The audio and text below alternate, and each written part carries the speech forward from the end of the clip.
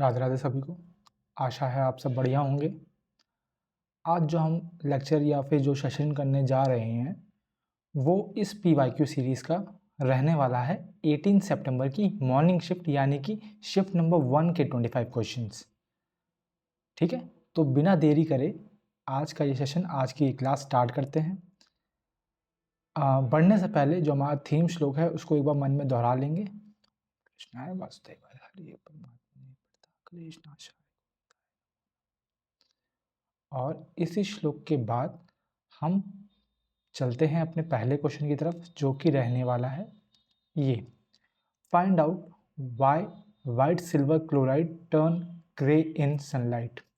Option 1, due to rusting of iron in presence of oxygen, due to redox reaction, due to decomposition of silver chloride into silver and chlorine by light, and last option है due to displacement of silver chloride to silver oxide।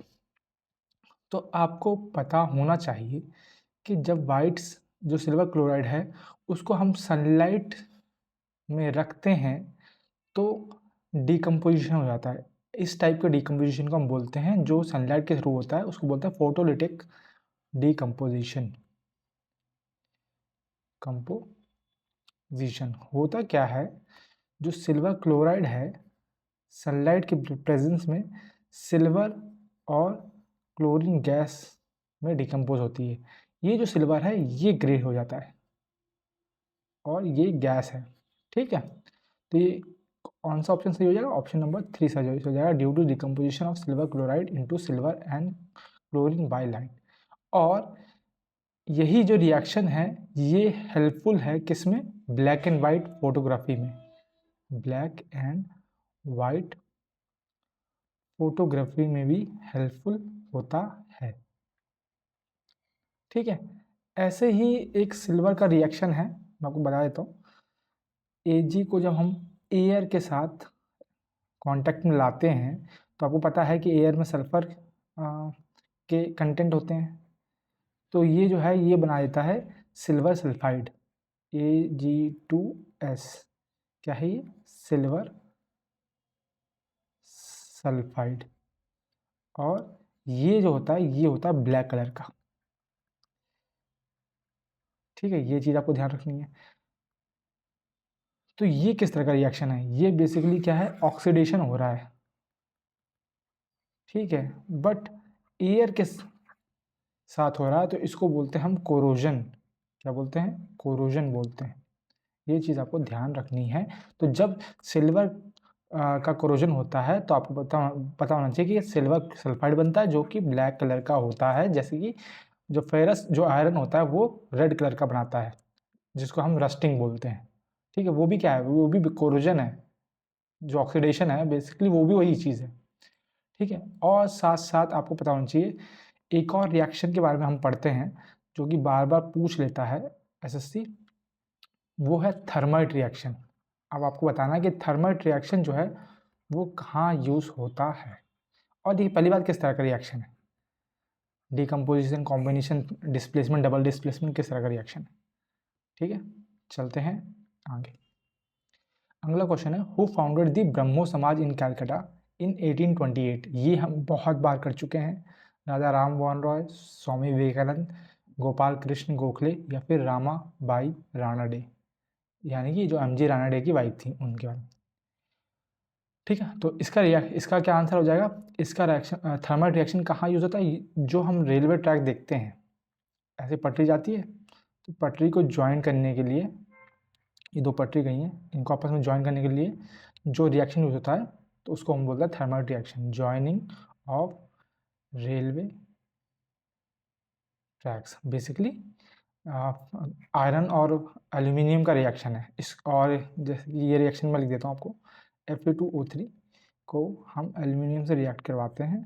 Aluminium powerful है, तो ये reaction basically thermal reaction. और किस तरह का reaction है? ये डिस्प्लेसमेंट रिएक्शन, ये भी पता होना चाहिए आपको।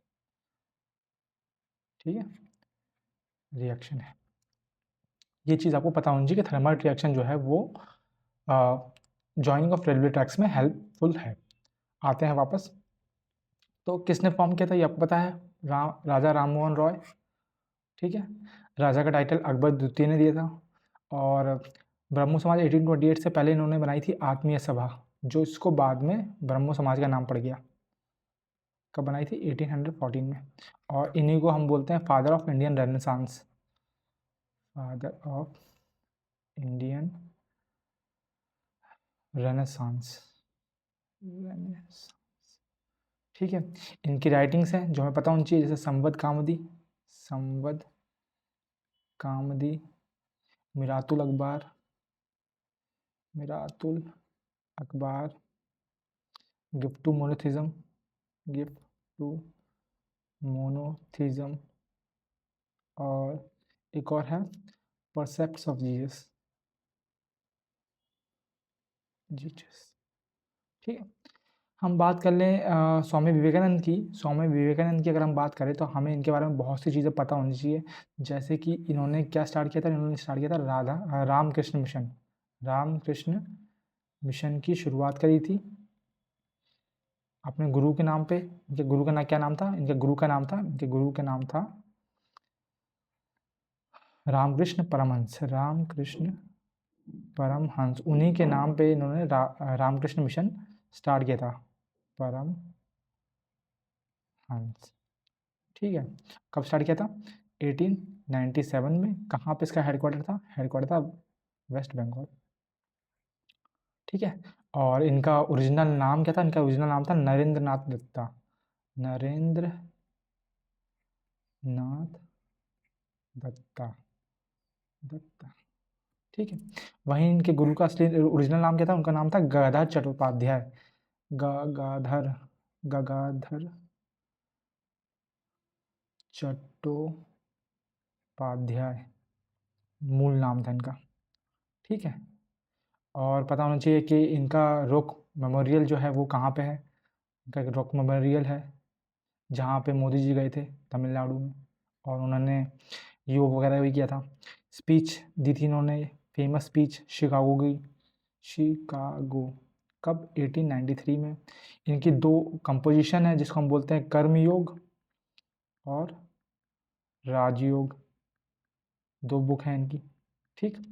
और इनका जन्म कब हुआ, इनका डेथ कब हुआ, ये भी पूछ लेता है, तो वो भी बताता हूँ मैं आपको। इनका बर्थ हुआ 12 जनवरी 1863, और डेथ हुई इनकी 4 जुलाई 1902, ठीक है। ये भी पूछ लेता है, तो इस चीज़ का भी ध्यान रखना है। वहीं हम बात करें गोपाल कृष्ण गोखले, तो ये जो हैं सर गोपाल कृष्ण जी के गोखले, ये महात्मा गांधी के पॉलिटिकल गुरु थे। इन्होंने ही महात्मा गांधी जब 1915 में आए थे, तब इन्होंने बोला था कि आप कुछ भी आंदोलन करने से पहले भ्रमण कर लीजिए, सिचुएशन देख लीजिए।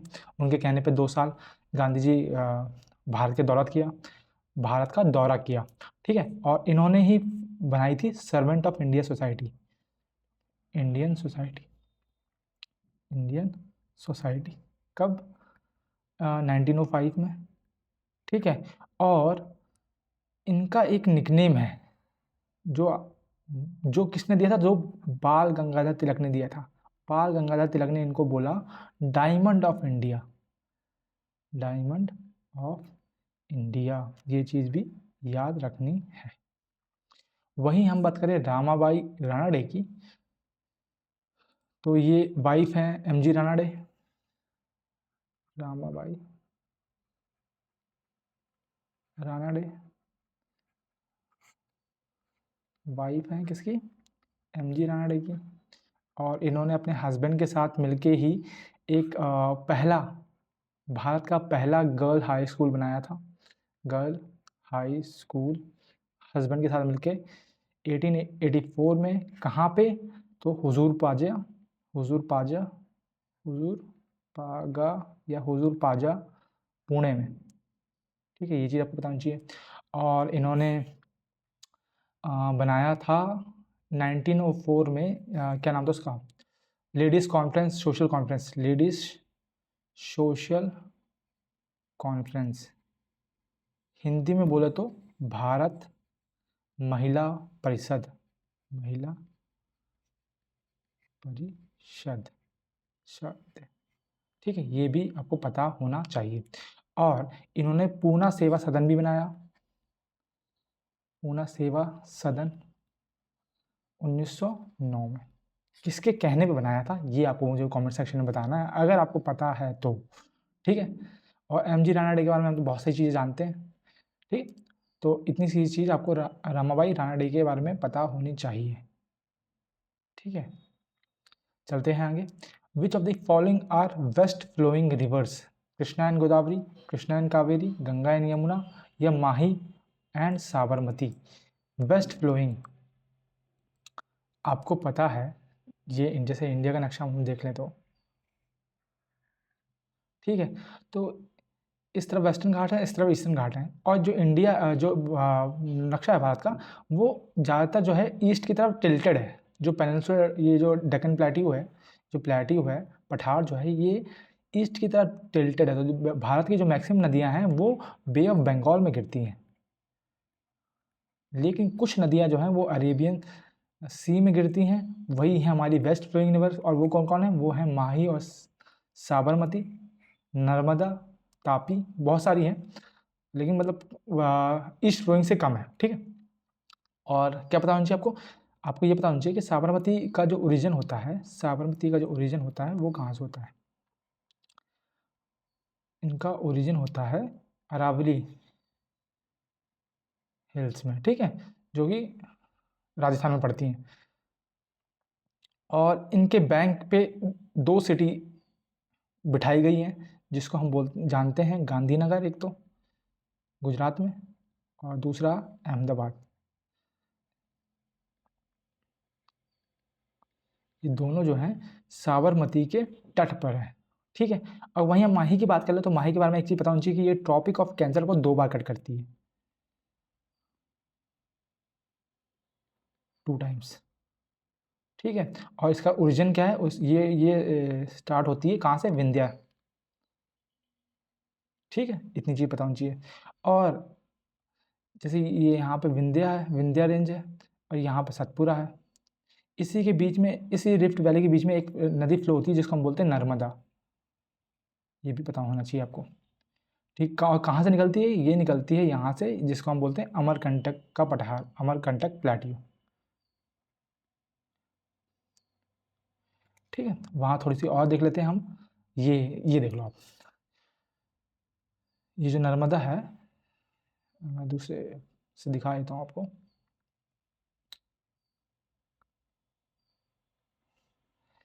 नर्मदा यहाँ पे है विंध्या रेंज, और यहाँ पे है Satpura range. V for Vindhya, S for Sant, और इसी के बीच में रिफ्ट वैली में फ्लो होती है आपकी नर्मदा। ठीक है, ये चीज़ आपको रखनी है याद। वहीं हम बात कर लें लूनी की, तो लूनी आपकी जो है नागा हिल्स से स्टार्ट होती है। यह है नागा हिल्स, नाग हिल्स, या नागा हिल्स बोल दो, जैसे ही बोलो आप। ठीक है, और ये कभी भी जो है अरेबियन सी में, अरेबियन सी ये है, यहाँ पे कभी भी नहीं पहुँचती। ये हमेशा रन ऑफ कच्छ में एंड होती है। कहाँ पे एंड होती है? रन ऑफ कच्छ में, रन ऑफ कच्छ में एंड हो जाती है। ठीक है, इतनी चीज़ आपको पता होनी चाहिए। और क्या बताना चाहिए? और ये मंडोवी और जुआरी जो दो नदियां हैं, ये कहाँ की? ये गोवा की। ठीक है, मंडोवी पे एक शहर स्थित है जिसको हम बोलते हैं पानाजी। ठीक है, वहीं हम ताप्ती की बात करें तो ताप्ती या तापी, जो भी आप कह लो आप। ठीक है, ये स्टार्ट होती है कहाँ से? बैतूल प्लेट्यू से। और इस पे भी एक इसकी मतलब कि इन्होंने थोड़ा नीचे दिखा दिया, लेकिन मतलब कि मैं ये गुजरात साइड में फ्लो होती है। और इस पे ये तापी है, सॉरी, ताप्ती की बात कर रहा हूँ मैं यहाँ पे। ताप्ती, साबरमती, ताप्ती, यहाँ पे ऐसे ताप्ती।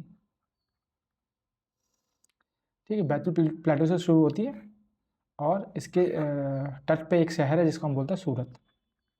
ठीक है, इतनी चीज़ पता होनी चाहिए। और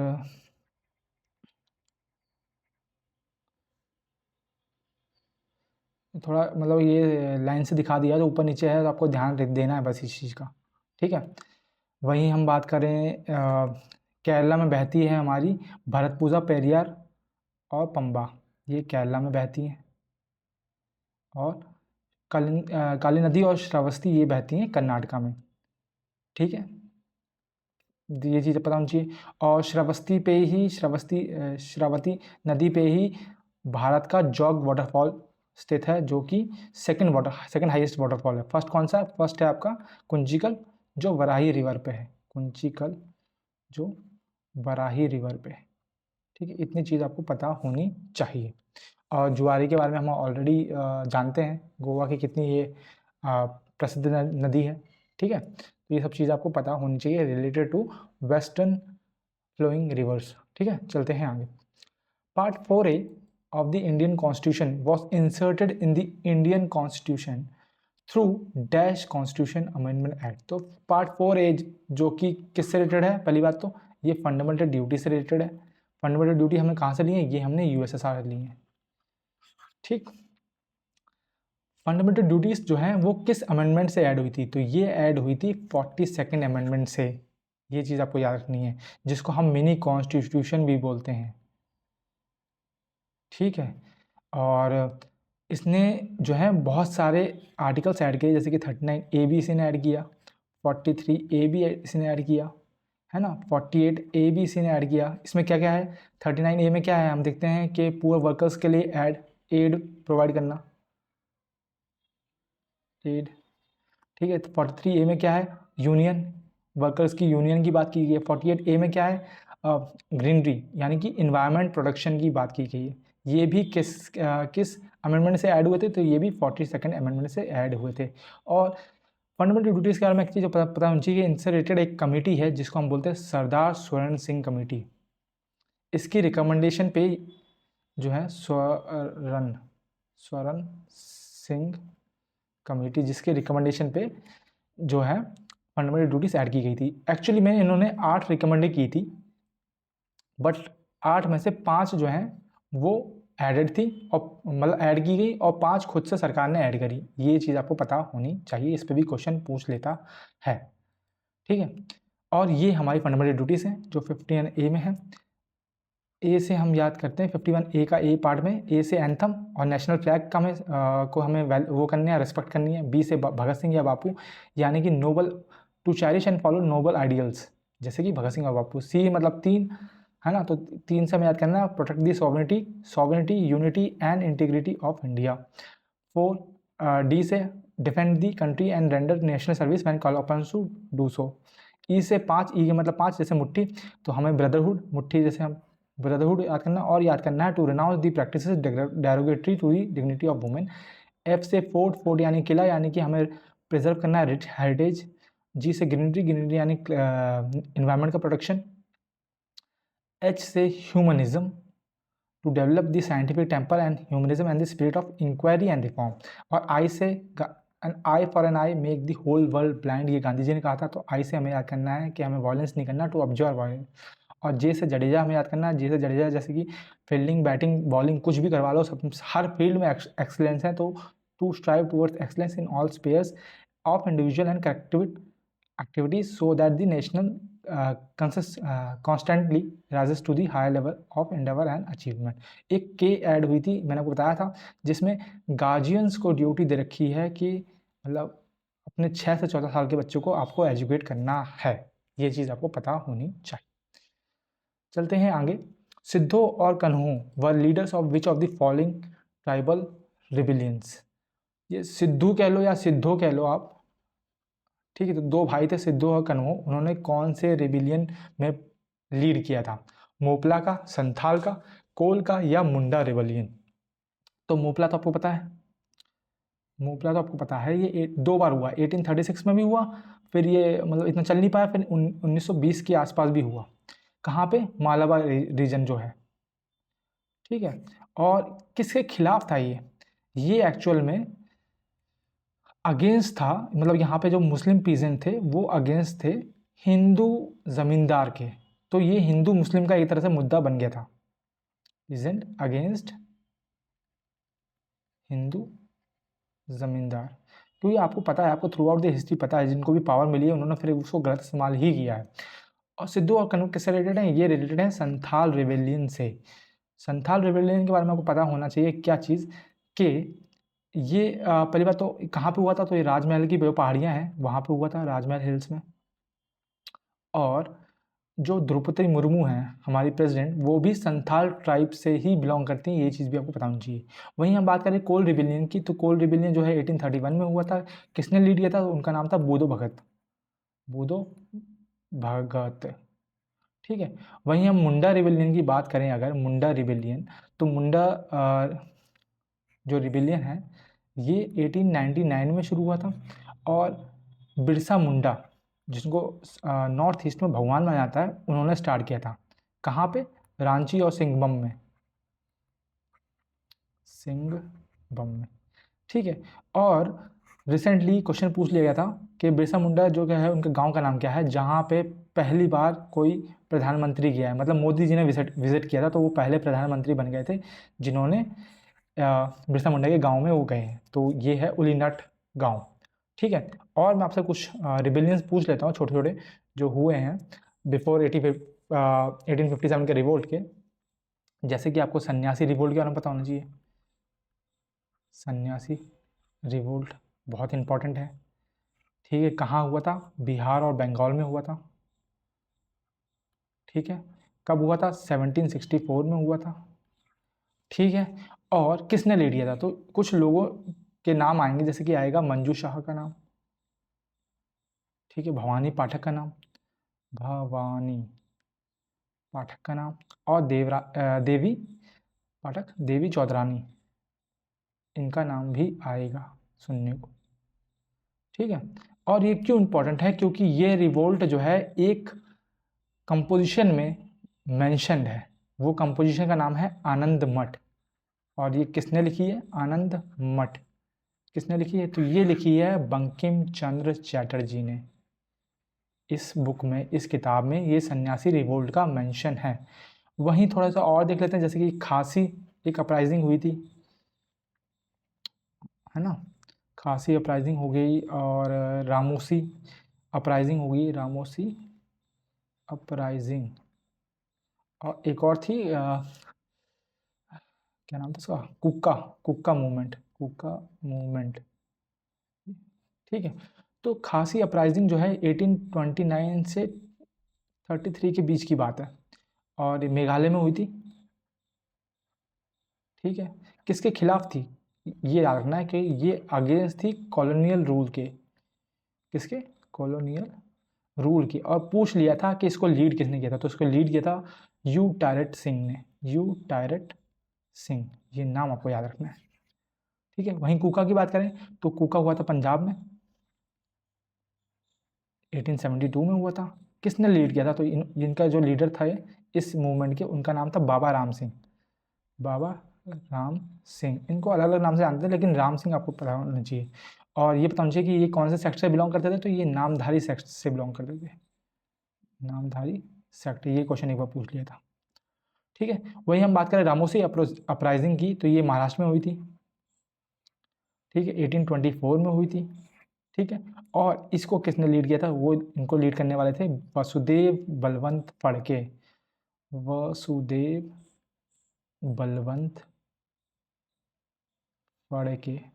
ये चीज़ आपको पता होनी चाहिए, बहुत इंपॉर्टेंट है ये सारे के सारे, एक नहीं सारे के सारे इंपॉर्टेंट है ये, क्योंकि पूछे गए हैं इसलिए मैं आपको करवा रहा हूँ, पूछे नहीं जाते तो मैं आपको नहीं करवाता ये।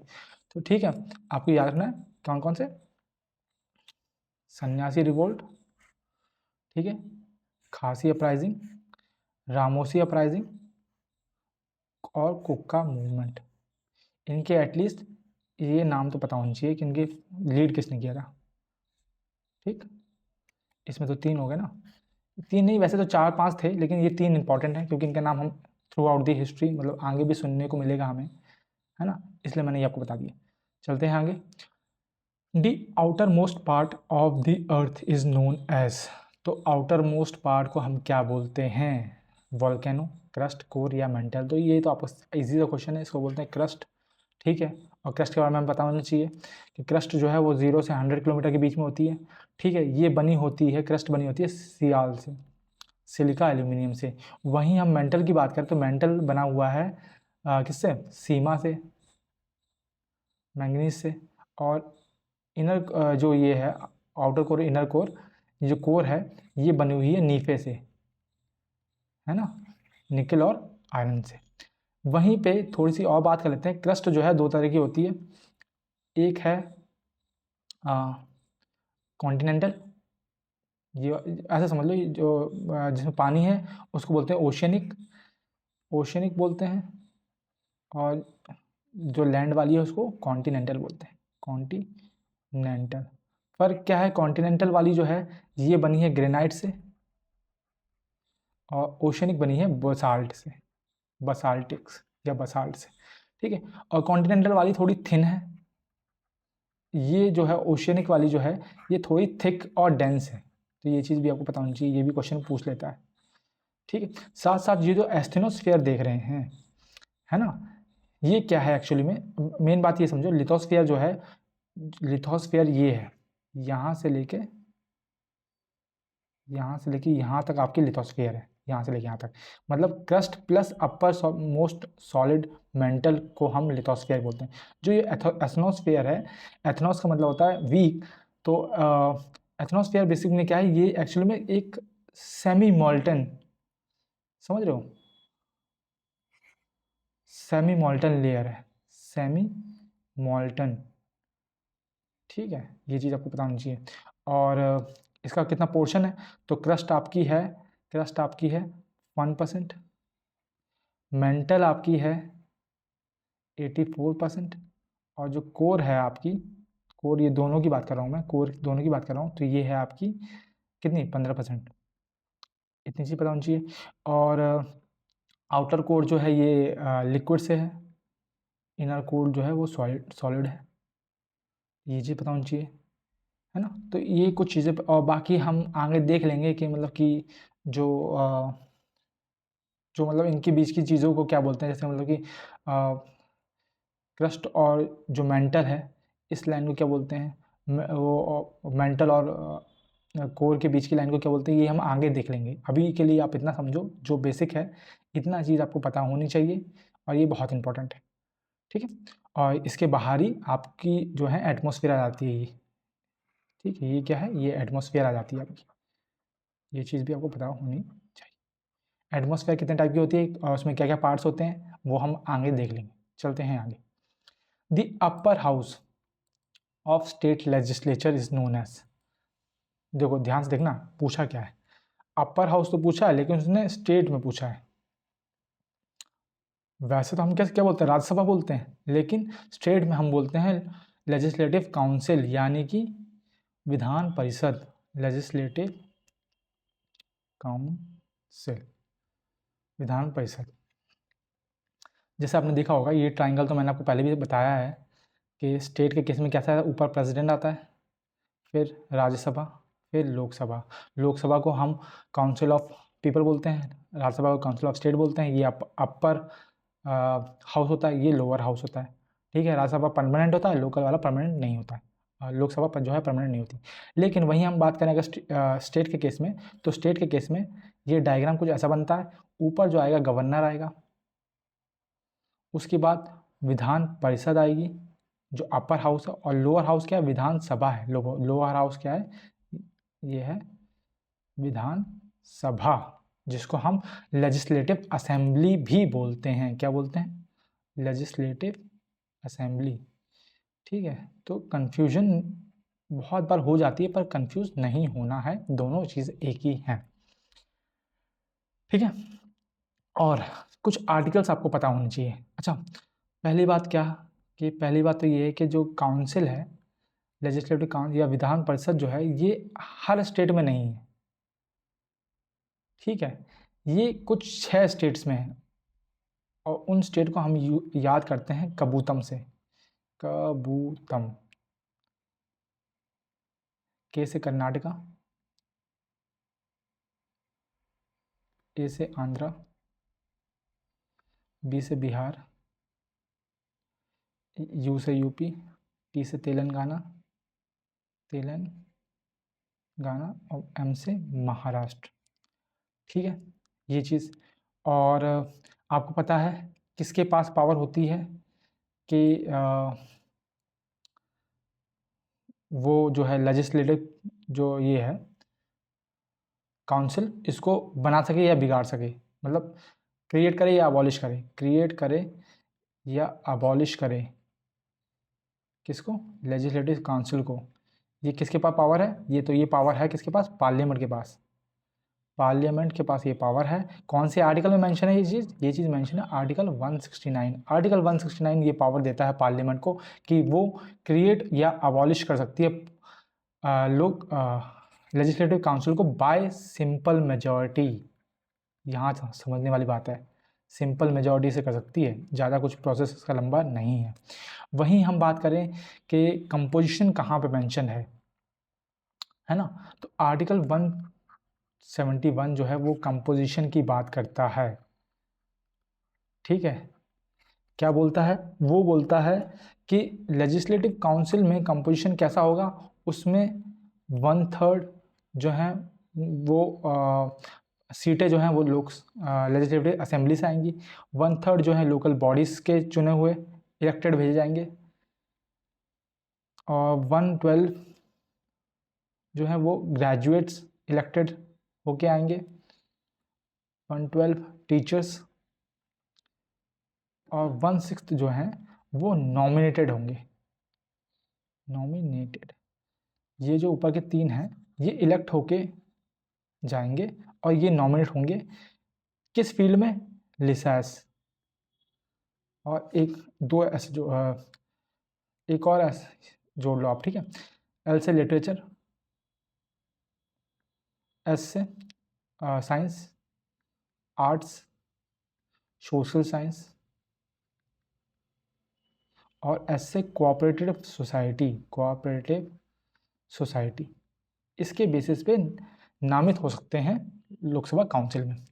और जो मैक्सिमम सीट किस में कितनी रहेगी वो किस आर्टिकल में मेंशन है, आपको पता होना चाहिए कि लोकसभा लेजिस्लेटिव काउंसिल में मैक्सिमम कितना है? मैक्सिमम हो सकती है 1/3 ऑफ LA। वहीं मिनिमम कितनी हो सकती है? मिनिमम हो सकती है 40। वहीं हम LA की बात करें, लेजिस्लेटिव किसकी? असेंबली की बात करें, तो इसमें मैक्सिमम कितनी हो सकती है? मैक्सिमम 500 हो सकती हैं, और मिनिमम जो है 60 हो सकते हैं, 60 मेंबर हो सकते हैं। ये कहाँ पे मेंशन्ड है, किस आर्टिकल में, ये आप मुझे बताएंगे कमेंट सेक्शन में लिख के। ठीक है, इतनी चीज़ आपको पता होनी चाहिए। ठीक है, चलते हैं आगे। According to ministry of road transport and highway annual report of 2020 and 21, ठीक है,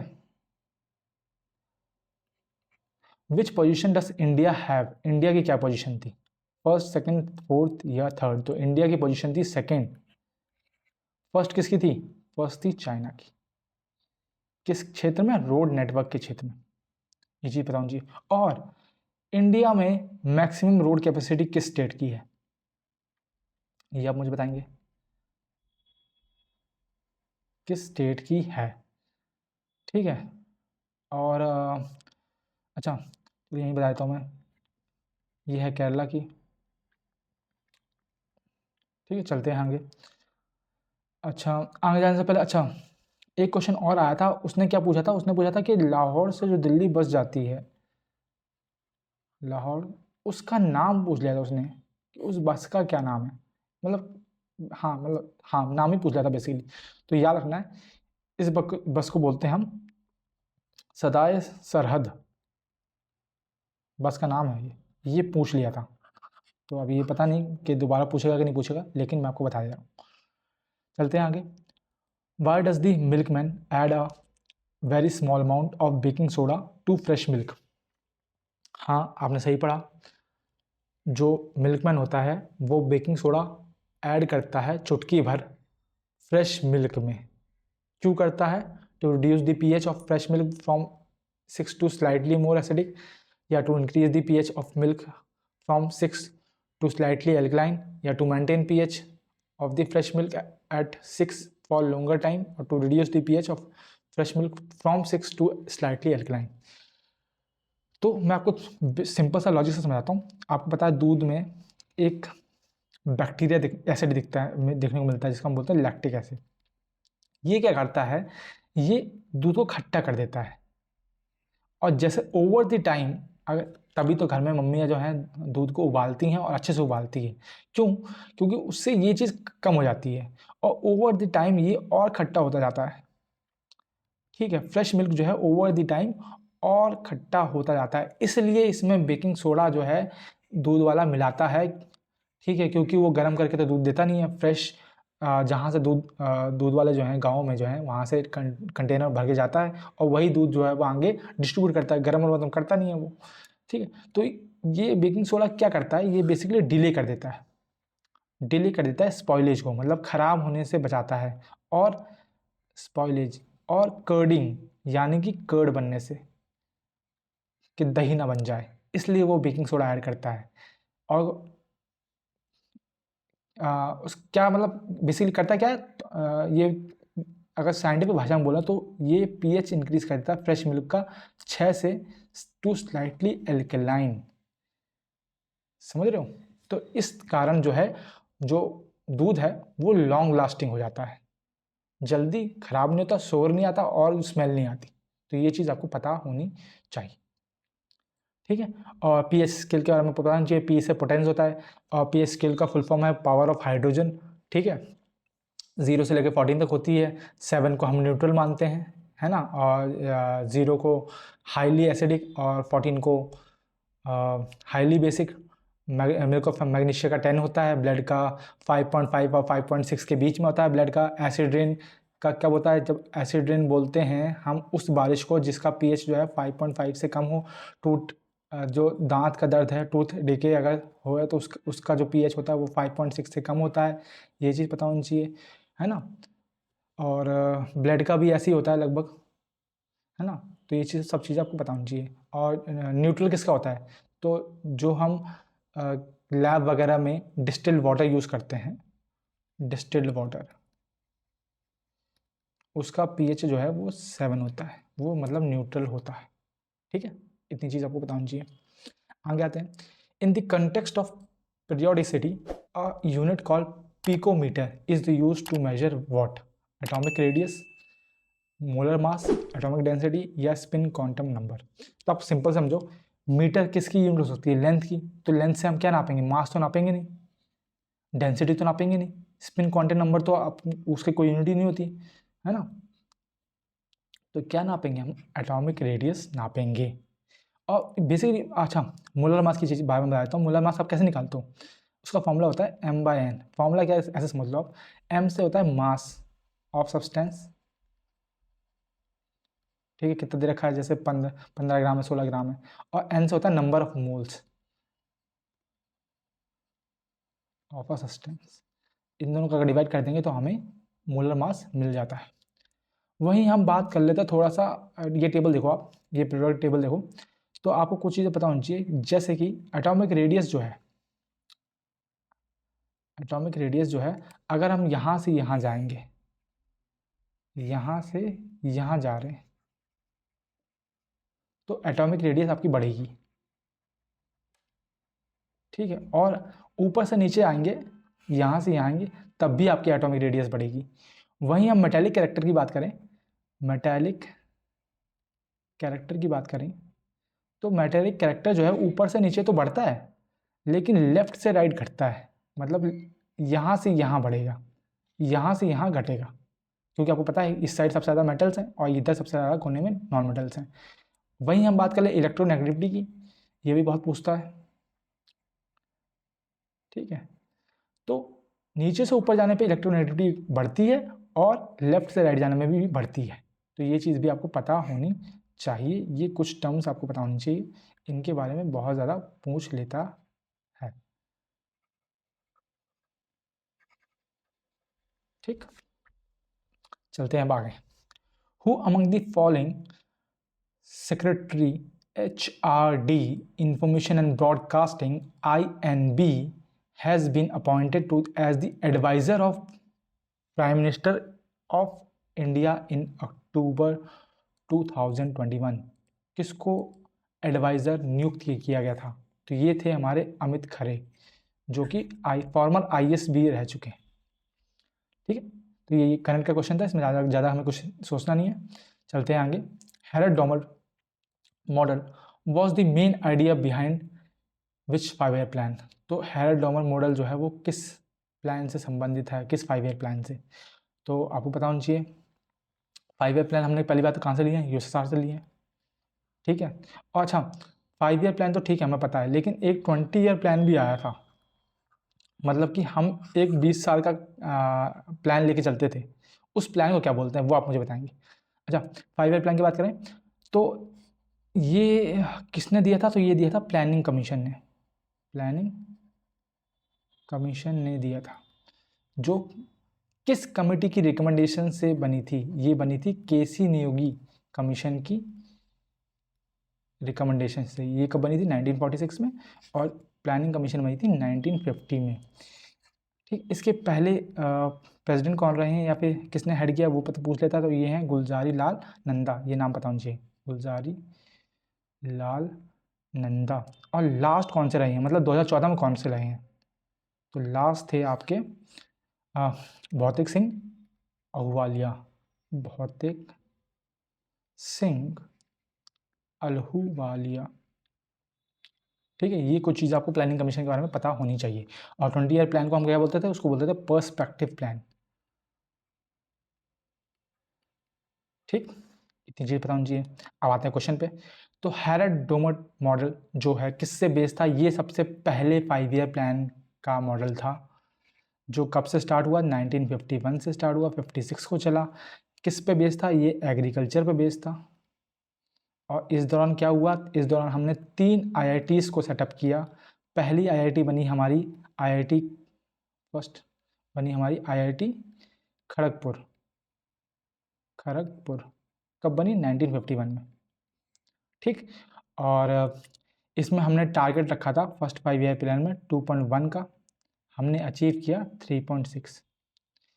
इसकी वजह से दूसरा जो वो हुआ 5 ईयर प्लान, उसमें हमें बहुत हिम्मत मिली सेकंड वाले में, और हमने हिम्मत के तौर पे हमने 4.5 टारगेट रख लिया, और अचीव भी हमने आसपास 4.21 के आसपास अचीव कर लिया था। सेकंड वाला आपको पता है 56 से 61 तक।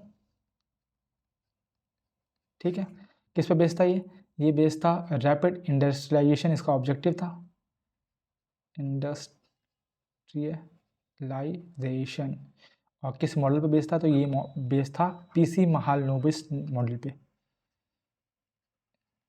ठीक, और इस दौरान क्या हुआ? इस दौरान यह 3 स्टील प्लांट सेटअप किए गए इंडिया में। कहाँ कहाँ ये बता देता हूँ। पहला सेटअप किया गया रूरकेला में एक सेटअप किया गया, दुर्गापुर में एक सेटअप किया गया, दुर्गापुर में, और एक भिलाई में सेटअप किया गया।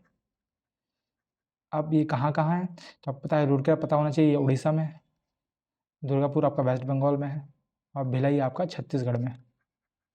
छत्तीसगढ़ में। ठीक है, रूरकेला वाला जो है आपका जर्मनी की हेल्प से कोलैबोरेट करके सेटअप किया गया, दुर्गापुर वाला UK की हेल्प से, और भिलाई वाला USSR की हेल्प से सेटअप किया गया। इतना आपको पता होना चाहिए। फिर हम बात करें अगर थर्ड 5 ईयर प्लान की,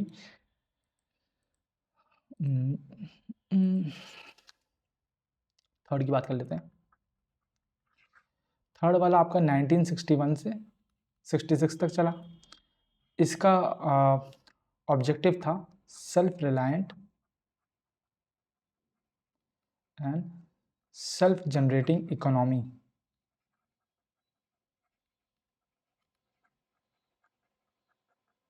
ठीक है, और क्योंकि हमने सेकंड वाले में लगभग अचीव कर लिया था, तो हमने इस बार जो है टारगेट रखा 5.6 का, लेकिन कुछ कारणवश जो है हम अचीव नहीं कर पाए, आधा भी अचीव नहीं कर पाए, 2.72 हम लोग अचीव कर पाए।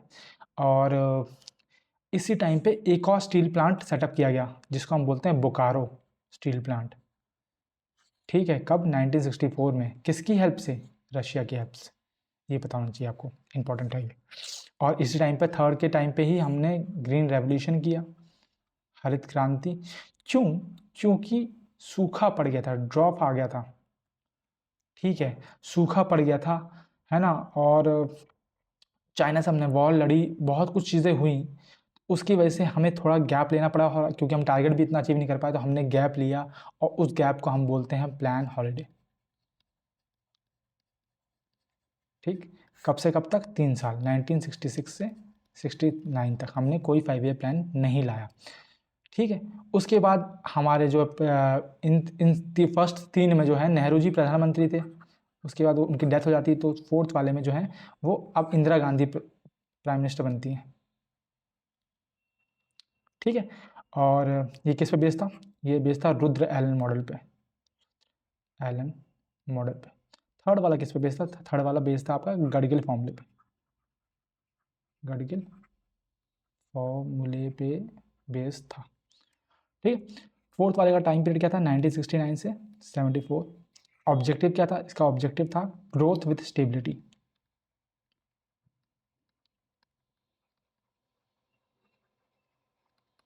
ठीक। और हम इसके दौरान हमने बहुत सारी चीज़ें लेके आए, जैसे कि हम एक लेके आए family planning programme, family planning programme लेके आए, ठीक है। इसी दौरान 14 बैंकों का नेशनलाइजेशन हुआ था, ठीक है। और इसी दौरान एक अ, एक क्या बोलें, एक एक अंडरग्राउंड न्यूक्लियर टेस्ट हुआ जिसको हमने नाम दिया स्माइलिंग बुद्धा, स्माइलिंग बुद्धा, इसी टाइम पे हुआ। स्माइलिंग बुद्धा क्या है? स्माइलिंग बुद्धा एक इंडिया का पहला फर्स्ट अंडरग्राउंड न्यूक्लियर टेस्ट है, इसी टाइम पीरियड में हुआ था। और इसका हमने टारगेट कितना रखा? तो इसका हमने टारगेट रखा था 5.7, और हम अचीव कर पाए थे फिर से आधा। क्यों? ये हम डिस्कस करेंगे जब आप आगे 5th 5 ईयर प्लान डिस्कस करेंगे, ठीक है।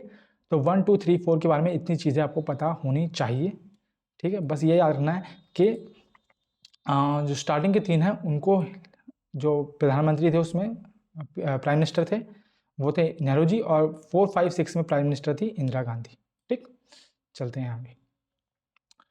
व्हेन वाज दी राष्ट्रीय Swasthya Bima Yojana introduce to provide health insurance to people below poverty line?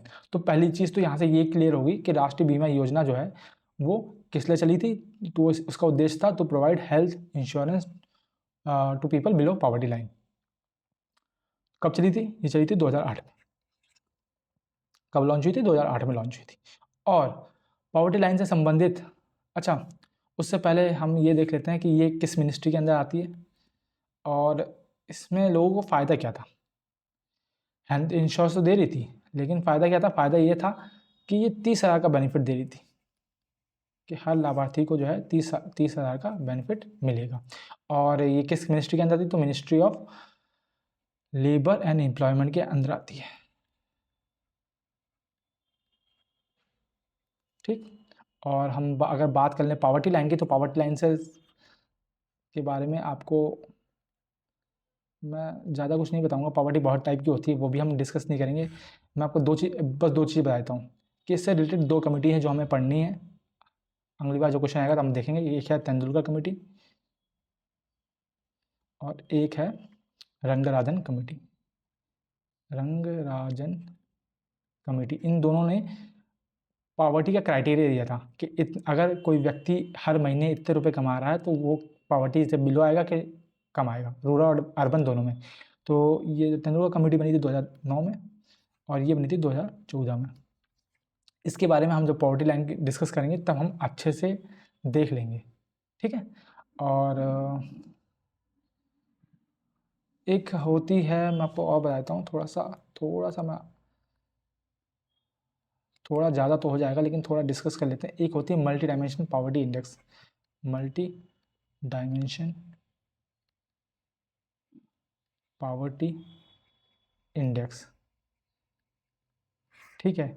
कौन निकालता है? ये निकालता है ओफी और यूएनडीपी। ओफी क्या है? ओफी है आपका Oxford poverty and human development initiative. UNDP क्या है? United Nation development programmes. तो ये निकालते हैं। इसके तहत आपको देखना ये है कि इसके डायमेंशन कितने होते हैं और इंडिकेटर कितने होते हैं। ये क्वेश्चन बनता है। इंडिकेटर 12 होते हैं और डायमेंशन 3 होते हैं। 3 को हम याद करते हैं शी से, SHE। एस से standard of living, standard of living. H से हेल्थ और E से एजुकेशन। ये 3 इसके डायमेंशन होते हैं। और 2022-23 के डाटा के हिसाब से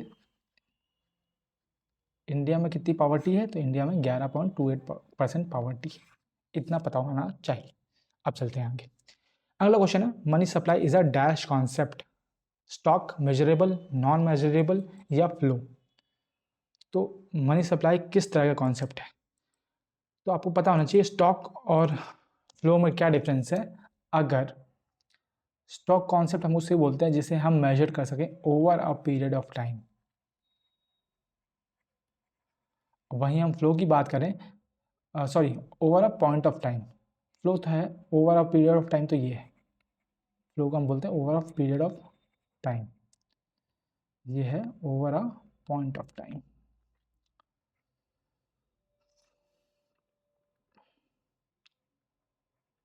ठीक, जैसे कि मतलब कि एक टाइम हम, जैसे हम मैं बोल दूँ आपकी नेटवर्थ क्या है ना, आपका नेटवर्थ क्या है, तो आप बोलोगे 10 लाख, 5 लाख, तो आप एक टाइम की बोल रहे हो। Sorry sorry sorry sorry sorry है ना, जैसे मैं आपसे पूछूं कि आपकी तनख्वाह क्या है ना, तो वो आप तनख्वाह कब की, 1 महीने की, 1 साल की, क्या किस चीज़ की, तो किस में आएगा? वो फ्लो में आएगा। Over of period of time आपको मेंशन करना पड़ेगा। तो फ्लो जो है उसका एग्जांपल है जैसे नेशनल इनकम, और वहीं मनी सप्लाई जो है वो स्टॉक का एग्जांपल है। और स्टॉक का क्या एग्जांपल है? जो नेशनल वेल्थ है वो भी इसी का एग्जांपल हो जाएगा। ठीक है। और अगर हम बात करें तो एक कॉन्सेप्ट आता है जिसको हम बोलते हैं क्वांटिटी थ्योरी ऑफ मनी। आपने पता होगा, एक इक्वेशन मैं आपको बता देता हूँ इसके बारे में। बस मैं इक्वेशन बताता हूँ। इक्वेशन है आपकी mv इक्वल्स टू PT। ये किसने दिया था? ये दिया था एरविन फिशर ने। किसने दिया था? एरविन फिशर ने दिया था कॉन्सेप्ट। उन्होंने एक और दिया थ्योरी ऑफ मनी इल्यूजन, ये भी बताना चाहिए। ठीक है। तो जो मनी है, जो पैसा है, वो मार्केट में किस तरह बहता है, ठीक है, वो ये इक्वेशन समझाती है। एम से बोलते हैं मनी सप्लाई, ठीक है। वी से वेलोसिटी ऑफ सर्कुलेशन, किस स्पीड से जो है पैसा घूम रहा है। पी से प्राइस, और टी से ट्रांजैक्शन, कितने ट्रांजैक्शन मतलब कितने हाथों के ज़रिए, मतलब कि सपोज़ मैंने क्या बोलते हैं दुकान से चीनी ली, ठीक है, और फिर दुकानदार ने आगे वो पैसा दिया, फैक्ट्री को दिया, जहाँ से चीनी बनती है वो फैक्ट्री ने टैक्स में दिया, तो मतलब ऐसे इस तरह से कितना हाथ घूम रही है उसको ट्रांजैक्शन बोलते हैं। तो ये बेसिक जो है ये इसकी इक्वेशन है। तो ये आपको पता होनी चाहिए क्योंकि ये भी क्वेश्चन में पूछ लेता है कि मतलब कि वी से क्या है, तो वी से वेलोसिटी ऑफ सर्कुलेशन, या टी से क्या है, टी से ट्रांजैक्शन है। तो ये चीज़ आपको पता होनी चाहिए। इसके बारे में जब हम तब डिस्कस करेंगे जब मैं इकोनॉमी की क्लास लूँगा, या इकोनॉमी की क्लास में मैं पूरा डिस्कशन बताऊँगा, तब मैं आपको अच्छे से समझाऊँगा ये चीज़। ठीक है, अब चलते हैं आगे। The dash of every state unfurl the flag in its capital on a Republic Day. Every state की बात कर रही है, सेंटर की बात नहीं कर रहा। तो रिपब्लिक डे के दिन अनफर्ल होता है फ्लैग, जबकि होस्टिंग जो होती है वो कब होती है? होस्टिंग होती है इंडिपेंडेंस डे के दिन। तो ये चीज़ आपको पता होनी चाहिए, इंडिपेंडेंस डे और रिपब्लिक डे के बीच में डिफरेंस। ठीक है, रिपब्लिक डे में फ्लैग अनफर्ल होता है और इंडिपेंडेंस डे में फ्लैग होस्टिंग होती है। सेंट्रल पे कौन कौन करता है? तो होस्टिंग करते हैं आपके PM, रेड फोर्ट में, जगह का नाम रखना है, ठीक है। और अनफल करते हैं सेंटर में प्रेसिडेंट, कहाँ पे? कर्तव्य पथ पे, कर्तव्य पथ पर। ठीक। और रिपब्लिक डे के 2 दिन बाद 28 जनवरी को, इस दिन को हम बोलते हैं beating retreat ceremony. Beating retreat ceremony, ये डायरेक्ट क्वेश्चन पूछ लिया था, और एक बार नहीं 2-3 बार पूछ लिया, इसलिए मैं आपको बता रहा हूँ। तो स्टेट पे कौन करेगा? स्टेट पे करता है, जैसे यहाँ पे प्रेसिडेंट है तो वहाँ पे कौन होगा? वहाँ पे होगा गवर्नर। क्लियर? तो हर स्टेट का गवर्नर जो है रिपब्लिक डे को फ्लैग को अनफर्ल करेगा। ठीक, इतनी चीज़ें आपको पता होनी चाहिए। एंड और क्या बताऊँ? चलो आप मुझे बता दो, फर्स्ट रिपब्लिक डे जो है वो हमने कहाँ सेलिब्रेट किया था? कब तो आपको पता ही होगा, कब अब नहीं पूछूंगा मैं, प्लेस बता दो,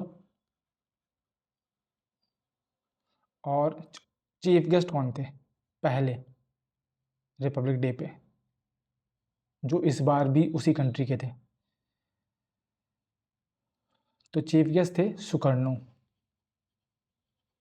कहाँ के प्रेसिडेंट हैं थे ये इंडोनेशिया के। और कौन से प्लेस में हमने सेलिब्रेट किया था फर्स्ट रिपब्लिक डे? तो हमने किया था ये इरविन एमपी थिएटर में, इरविन एमपी थिएटर में हमने ये सेलिब्रेट किया था। ठीक है, अब चलते हैं आगे। Who among the following is one of the Deputy Chief Minister of Uttar Pradesh as of July 2023?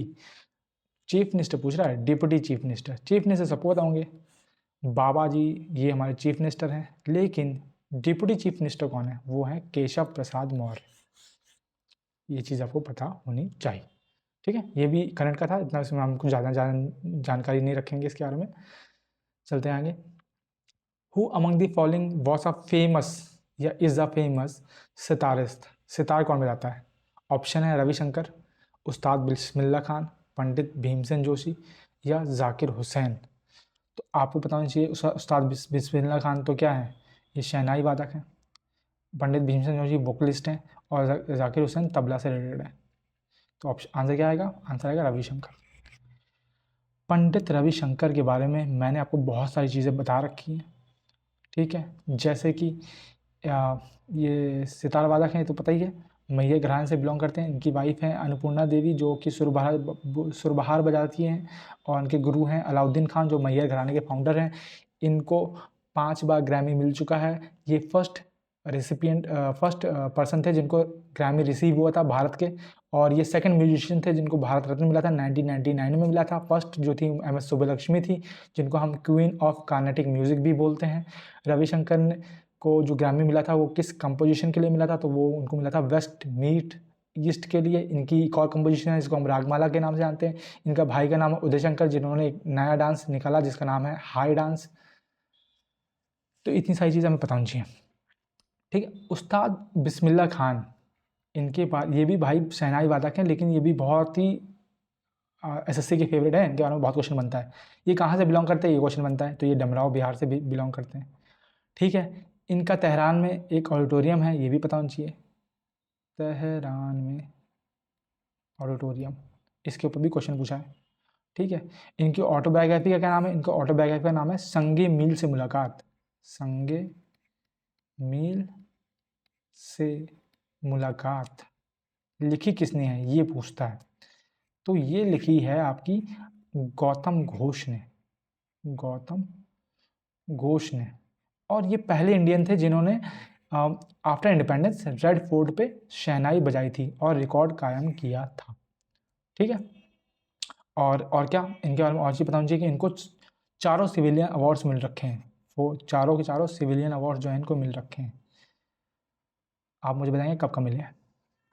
Bharat Ratna कब मिला है, पद्म विभूषण कब मिला है, पद्म भूषण कब मिला है, और पद्मश्री कब मिला है? ठीक, तो भारत रत्न इनको मिला है 2001 में, विभूषण मिला है 1980 में, भूषण मिला है 1968 में, और पद्मश्री मिला है 1961। तो इतनी चीज़ भी आपको पता होनी चाहिए, बहुत ज़रूरी है। ठीक है, और हम अगर मैयर घराने की बात कर लें जिससे पंडित रविशंकर बिलोंग करते थे, थोड़ा सा इसके बारे में मैं आपको बताना चाहूँगा क्योंकि हम घराने की ज़्यादातर बात नहीं करते हैं, अब मौका आया तो बात कर लेते हैं। तो इसके फाउंडर तो मैंने बता दिए, जो कि पंडित रविशंकर के गुरु थे। क्या नाम था उनका? उस्ताद अलाउद्दीन खान। ये इसके फाउंडर थे मैयर घराने के। कंपोनेंट कौन कौन थे?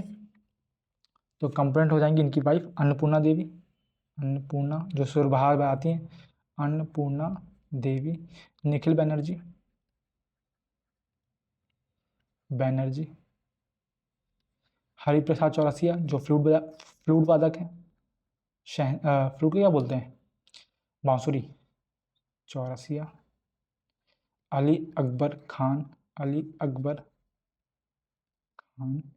इनकी एक कंपोजिशन है जिसको हम बोलते हैं क्या, 40 मिनट्स ऑफ राग, ऐसे करके कुछ है, तो वो आपको बताना चाहिए। पन्नालाल घोष और वीजी जोग जो कि वायलिन बजाते हैं। ठीक है, ये सब मैयर घराने से बिलोंग करते हैं। इतनी चीज़ें आपको पता होनी चाहिए। चलते हैं आगे। 3 पोएट पंपा, पोना और रन्ना, इनको 3 ज्वेल्स, 3 मोती या 3 हीरे बोला जाता है। किस चीज़ के? कन्नड़ लिटरेचर के, तेलुगु लिटरेचर के, तमिल लिटरेचर के या संस्कृत लिटरेचर के। किसको? पम्मा, पोन्ना और रन्ना को। तो इनको 3 ज्वेल्स बोला जाता है। किसके? कन्नड़ लिटरेचर के। ठीक है, तेलुगु और तमिल और संस्कृत लिटरेचर के बारे में हम ऑलरेडी देख चुके हैं। कुछ कुछ हैं, हर्षवर्धन की राइटिंग भी इसी में है। लेकिन हमें जो मेन आज देखना है, मैं आपको बताऊंगा, वो है तमिल लिटरेचर। इसमें आपको पता है 3 टेक्स्ट हैं जो बहुत इंपॉर्टेंट हैं, जो कि संगम एज के दौरान के हैं। एक है तोल्कापियम, जो सेकंड संगम काउंसिल हुई थी उसमें कंपोज किया गया था। एक है शिलापतिकम और एक है मणिमेगलाई। ठीक है, इनके ऑथर कौन कौन है, इनके राइटर कौन कौन है, वो आपको बता देता हूँ। तोल्कापियम जो लिखी है वो लिखी है तोल्कापियार ने। सीतापतिकम लिखी है इलांगो अडिगल ने। मणिमेगलाई लिखी है सितलई सत्यनार। ठीक है, शिलापतिकम में आपको पता है स्टोरी है, एक लव ट्रायंगल, कोवलम, कन्नगी और माधवी। कोवलम और कन्नगी हस्बैंड वाइफ होते हैं। माधवी जो है वो मतलब कुछ भी बोल लो आप, दासी वगैरह कुछ बोल लो, वो होती हैं। फिर कोवलम को जो है माधवी से प्यार हो जाता है। फिर ऐसा वैसा है, फिर आगे कहानी बढ़ती है कि कोवलम के ऊपर चोरी का आरोप लग जाता है। जो वहाँ के राजा होते हैं वो उसकी गर्दन कटने का आदेश दे देते हैं। इस पे जो कन्नगी है उनको गुस्सा आता है और वो पूरे क्या बोलते हैं, राज को तहस नहस कर देती हैं अपने गुस्से से। तो इसलिए जो है कन्नगी को गॉडेस माना गया है तमिल लिटरेचर में। ठीक है, और तमिल रीजन्स में भी माना जाता है। इनको गॉडेस ऑफ चैस्टिसिटी एंड प्योरिटी बोला जाता है, ये चीज़ पता होनी चाहिए। और मणिमेगलाई में क्या है, कोवलम और माधवी से एक बेटी हुई जिसका नाम था मणिमेगलाई। तो उसकी जो लाइफ जर्नी है वो मणिमेगलाई में मेंशन्ड है। ठीक है, अब वहीं हम बात करें संगम लिटरेचर की। अगर बात कर लें तो संगम लिटरेचर जो है वो आपको पता 2 फॉर्म में है। ठीक है, एक फॉर्म को हम बोलते हैं जो स्टोरी टेलिंग फॉर्म है और एक जो है पोएटिक फॉर्म है। स्टोरी वाले को बोलते हैं हम नरेटिव और इसको बोलते हैं हम डिक्टेटिव। ठीक है, अगर लैंग्वेज में बोला जाए तो इसको बोलते हैं मेलका नक्कू। इस पर क्वेश्चन पूछ लिया था। ठीक है, और इसको बोलते हैं केलका नक्कू। ठीक है, केलका नक्कू जो है वो आगे 2 डिवाइडेड है। पोइटिक जो वर्ड्स हैं वो लव में हो सकते हैं या फिर वॉर पे हो सकते हैं। तो लव वाले को हम बोलते हैं एकम और वॉर वाले को हम बोलते हैं पूरम। ये संगम लिटरेचर के फॉर्म्स हैं, ये आपको पता होनी चाहिए, इन पर क्वेश्चन बनता है। आते हैं आगे। इंडियन क्लासिकल वायलिनिस्ट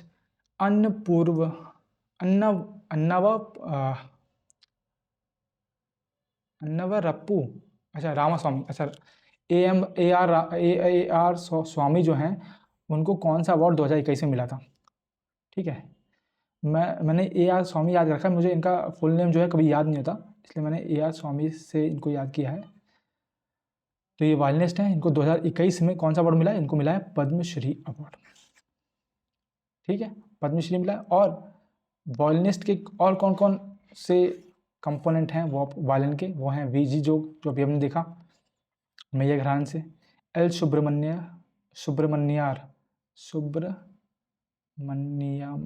या सुब्रमण्यम या मन्यम बोल लो आप, लालगुड़ी जयराम, ये बहुत इंपॉर्टेंट है, इन पे क्वेश्चन बनता है। ठीक है, और संगीता राजन और एक थे TN कृष्णन है। मेरा हाथ को पता है लेकिन मेरी ज़बान जो है वो खा जाती है। एक है गोविंद स्वामी पिल्लई। तो ये जो हैं, ये सब जो हैं ये वायलिन के कंपोनेंट हैं, ये आपको पता होना चाहिए। कौन कौन? AR स्वामी, गोविंद स्वामी पिल्लई, VG जोग, L सुब्रमण्यम, लालगुड़ी जयराम, संगीता राजन और TN कृष्णन।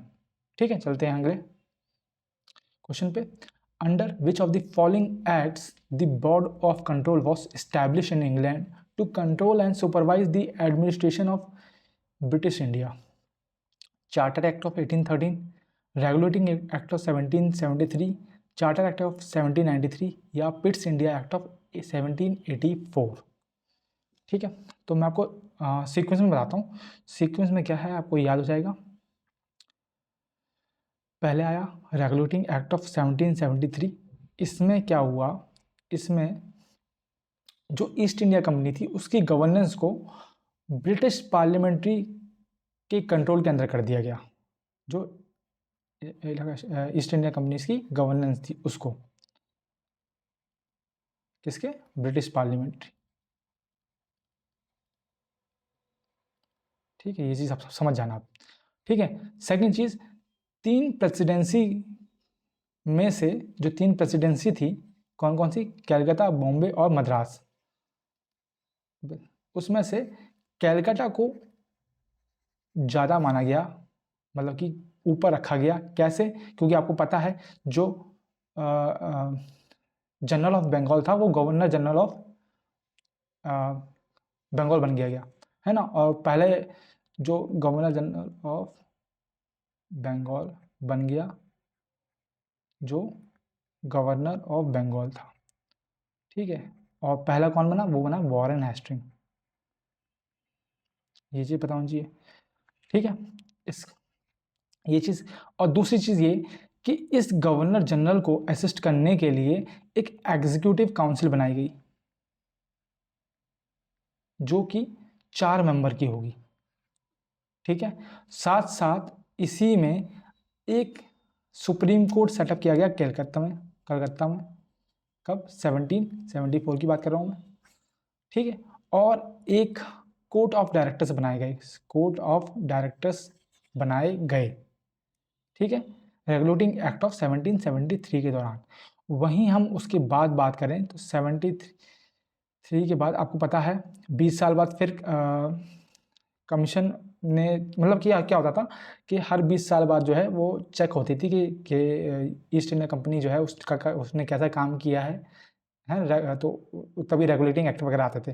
तो रेगुलेटिंग एक्ट ऑफ 1773 को इम्प्रूव करने के लिए आया पिट्स इंडिया एक्ट, जो कि इसी का आंसर है, जिसमें जो है board of control was establish. ठीक है, to control and supervise the administration of British India. कहने का मतलब क्या है कि पिट्स इंडिया एक्ट ने क्या किया? कॉमर्शियल और पॉलिटिकल फंक्शन को अलग कर दिया ईस्ट इंडिया कंपनी के। कॉमर्शियल एंड पॉलिटिकल फंक्शन को अलग कर दिया, function of east India company को अलग कर दिया। ठीक है, एक 6 मेंबर की बोर्ड ऑफ कंट्रोल बनाया गया। कितने मेंबर का? 6 मेंबर का। ठीक है, किसने सेटअप किया? ब्रिटिश गवर्नमेंट ने सेटअप किया, और बोला गया कि जो ब्रिटिश गवर्नमेंट का जो मिनिस्टर है वही इसको लीड करेगा, वही इसका ऐड होगा। तो और उसको सारी पॉलिटिकल रिस्पॉन्सिबिलिटी दे दी गई। तो मतलब अब ईस्ट इंडिया कंपनी के हाथ में क्या था? सिर्फ कॉमर्शियल फंक्शंस थे। ठीक है, और जो कोड ऑफ डायरेक्टर्स बनाए थे 1773 ने, ठीक है। जो ट्रेड रिलेटेड या फिर जो कमर्शियल फंक्शन थे वो ये जो कोड ऑफ डायरेक्टर्स हैं ये देखेंगे, ये ऐसा बोला गया। ठीक है। और क्या चीज़ पता होनी चाहिए, और इसी को हम बोलते हैं हाफ लोफ सिस्टम, ये चीज़ भी क्वेश्चन पूछा गया है। ठीक है, तो ये चीज़ भी पता होनी चाहिए। और डुअल कंट्रोल स्टैब्लिश हो गया, तो मैंने बता ही दिया आपको कि जो कमर्शियल फंक्शन है वो कोड ऑफ डायरेक्टर्स देखेंगे और जो एडमिनिस्ट्रेशन है वो ब्रिटिश गवर्नमेंट देखेगी। तो ये सब हुआ किस में, पिट्स इंडिया एक्ट ऑफ 1784 में। ठीक है, एम आई क्लियर। इसके बाद हम बढ़ते हैं और देख लेते हैं, उसके बाद आया चार्टर एक्ट ऑफ 1793। इसमें क्या हुआ, मैंने आपको बताया हर 20 साल में चेक करते थे, तो ट्रेड की जो मोनोपोली है उसको एक्सटेंड कर दिया गया 20 साल के लिए, पोली को एक्सटेंड कर दिया। ठीक है, और ये बोला गया कि जो बोर्ड ऑफ कंट्रोलर की जो सैलरी है वो इंडियन रेवेन्यू से आएगी, वो ब्रिटिश सरकार नहीं देगी, इंडियन रेवेन्यू से देगी हर मेंबर की। ठीक है, समझ रहे हो गेम।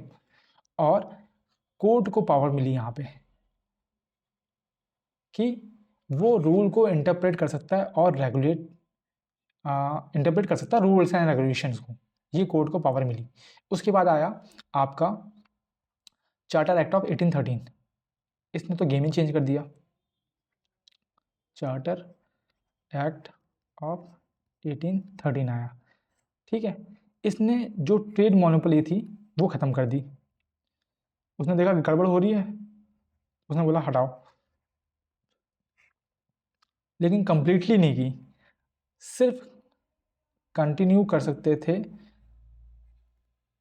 चाय में और चाइना के साथ। चाय और चाइना इन दो के साथ ट्रेड जो है वो कंटिन्यू हो सकती थी, किसके द्वारा, ईस्ट इंडिया कंपनी के द्वारा। और मैंने आपको बताया था कि वहाँ पे क्या बोलते हैं, किसको पावर दी गई थी, कैलकाता को। यहाँ पे क्या गया,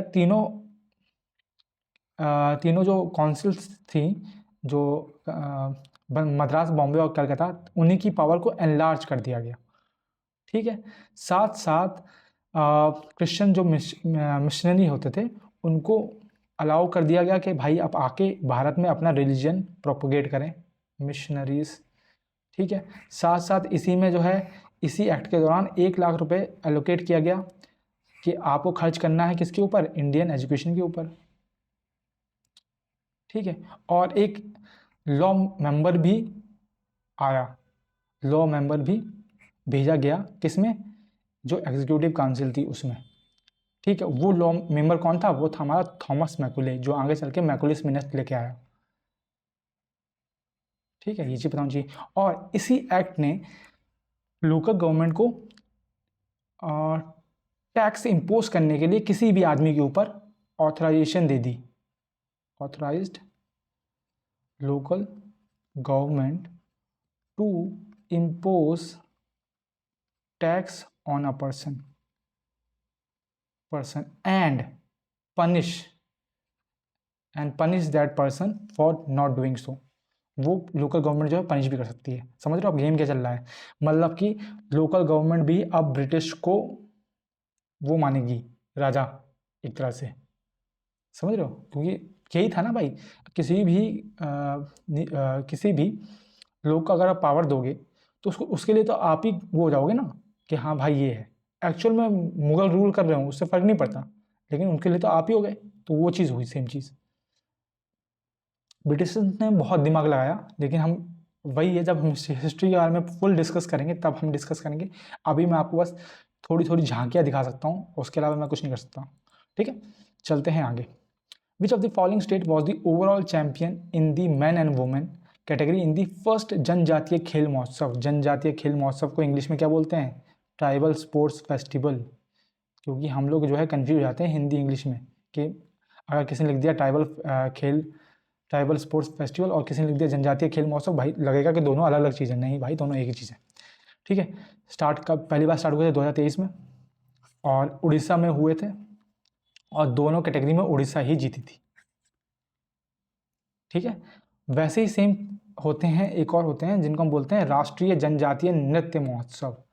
राष्ट्रीय, देखना मैं हिंदी सही लिख रहा हूँ कि नहीं लिख रहा, जनजातीय नृत्य महोत्सव। ठीक है, ये स्टार्ट हुए थे 2021 में। कौन से स्टेट में? छत्तीसगढ़ में। ये चीज़ आपको पता होनी चाहिए। ठीक, चलते हैं आगे। According to the varna system that was prevalent in the Vedic period which of the following was not a varna. आपको पता है वैदिक पीरियड में जो वर्ण सिस्टम था वो बहुत ही मतलब कि चरम सीमा पर था एकदम से। और आपको पता है ऋग्वेदा में भी मेंशन किया गया। ऋग्वेदा में अगर आपको पता होगा, ऋग्वेदा जो है उसके 10th मंडल में बात की गई है पुरुषोक्ता की। ठीक है, बोला क्या गया है कि इसमें बोला है कि जो वर्ण है वो ब्रह्मा से जन्म लिए हैं। ठीक है, जिसको हम बोलते हैं, इसको हम चातुर्वर्ण सिस्टम भी बोलते हैं। चातुर्ष वर्ण सिस्टम भी हम इसको बोलते हैं। ठीक है, हिंदी में। कैसे जन्म लिए? ब्रह्मा की जो माउथ है उससे जन्म हुआ है ब्राह्मण का, और उसके आर्म से, बाजू से जन्म हुआ है क्षत्रिय का। क्षत्रिय को प्रोटेक्टर बोलते हैं। उसकी थाई से जन्म हुआ है वैश्य का। वैश्य जो वो है वर्ण। और उसके फीट से जन्म हुआ है शूद्र वर्ण का। तो कौन सा वर्ण नहीं है? तो कौन सा वर्ण नहीं है? समिति कोई वर्ण नहीं है। समिति क्या है ये मैं आपको आगे बताता हूँ। उससे पहले 10 जब हमने इतना देख लिया तो आपको पता है ऋग्वेदा में और भी तो है। 3rd मंडल में क्या है बता दो मुझे। 7th में क्या है वो भी बता दो। और 9th में क्या है वो भी मुझे बता दो। इससे क्या है आपको ईजी हो जाएगा। और हाँ, क्या है ऋग्वेदा में जो 4 वर्ण हैं ये आपको पता होना चाहिए। ये किस बेसिस पे हैं? ये कर्म के बेसिस पे हैं, ऑक्यूपेशन के बेसिस पे हैं, कर्म के आधार पे, जन्म के आधार पे नहीं है मेरे भाई। ठीक है, लेकिन आजकल तो जन्म के आधार पे बना दिया, लेकिन वो है नहीं एक्चुअल में। ठीक है, तो 3rd में है आपका गायत्री मंत्र।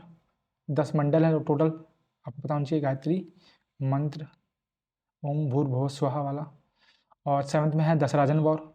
10 राजन वॉर जो किसके बीच में हुई था? ये हुआ था पहली बात तो रवि नदी के किनारे हुआ था, और किंग सुदास और 10 किंग के गठबंधन के खिलाफ हुआ था, जिसमें सुदास राजा जो है उनकी जीत होती है।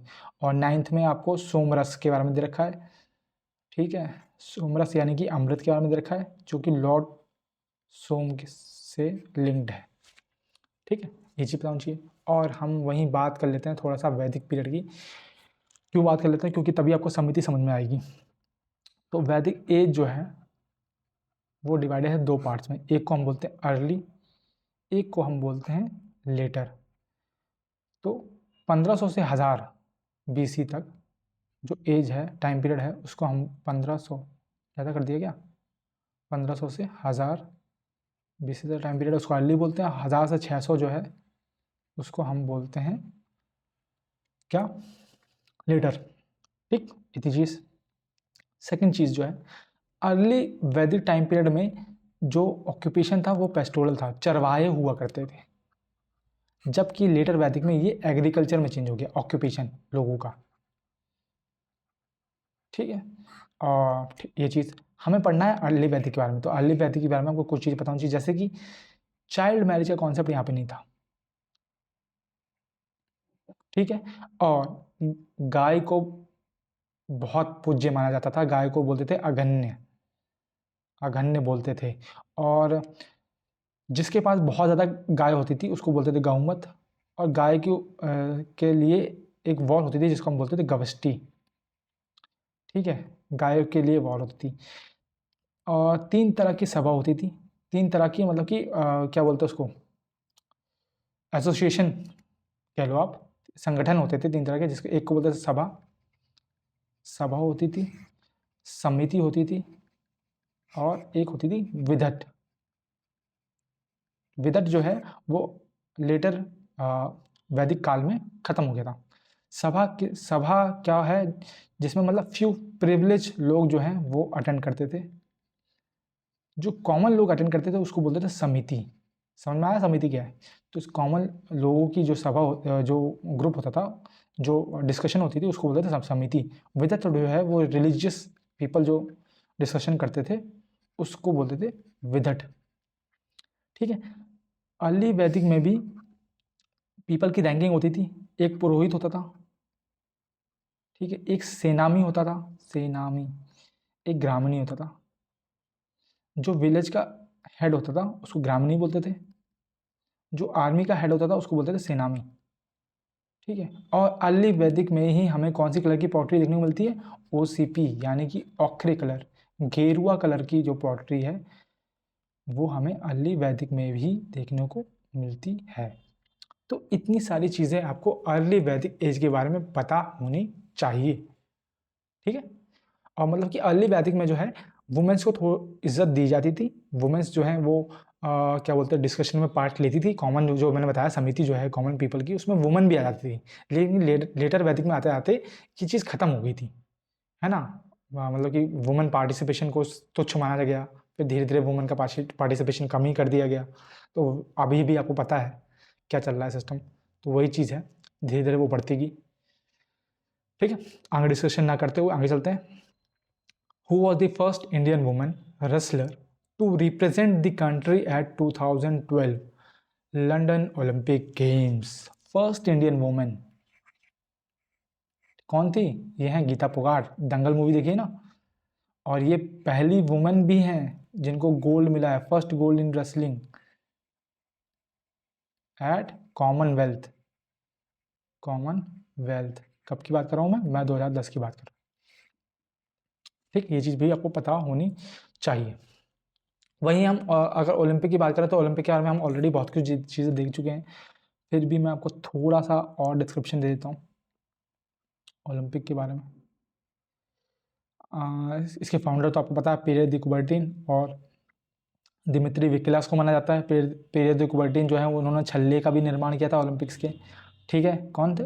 पिरे, लिख देता हूँ मैं, क्यूबर्टिन और दिमित्री विकिलास। इनको बाद में जो इंटरनेशनल ओलंपिक काउंसिल बनी थी, कब? 1894 में, उसके प्रेसिडेंट भी इनको बनाया गया। फाउंड किसने की थी? दोनों ने फाउंड की थी। ठीक। और एक इंडियन ओलंपिक काउंसिल भी है, इंडियन ओलंपिक काउंसिल। ये कब बनी थी? ये बनी थी 1927 में। किसने बनाई थी? दोराबजी टाटा प्लस एजी नॉरहैम जो भी है। ठीक है। और आपको पता है ओलंपिक में इंडिया को अभी तक टोटल 10 बार गोल्ड मिला है, जिसमें से 8 बार तो इंडिया की हॉकी टीम ने दिलाए हैं। एक बार अभिनव बिंद्रा जी ने और एक बार नीरज चोपड़ा ने, अभी 2020 के जो ओलंपिक हुआ था उसमें। उसके अलावा भारत को कोई भी गोल्ड नहीं मिला है ये। ठीक है। और हम थोड़ा सा देख लेते हैं, क्या देख लेते हैं? हम देख लेते हैं फर्स्ट जो पर्सन होते हैं उनके बारे में। तो first Indian to win a medal कौन थे? वो मैन की बात कर लें और वुमेन की बात कर लें। First women to win a medal कौन थी वो? और first Indian to win a silver और टू विन गोल्ड तो आपको पता ही चल गया। गोल्ड कौन थे? अभिनव बिंद्रा। सिल्वर किसने दिलाया था? सिल्वर थे RS राठौड़। ठीक है। मैन की बात करें तो मैन थे KD यादव। और वुमेन की बात करें अगर हम, तो वुमेन थी कर्नम मल्लेश्वरी, जिनको पहली बार मेडल मिला था, पहली वुमेन को ओलंपिक में। ठीक है, ये चीज़ आपको पता होनी चाहिए। चलते हैं आगे।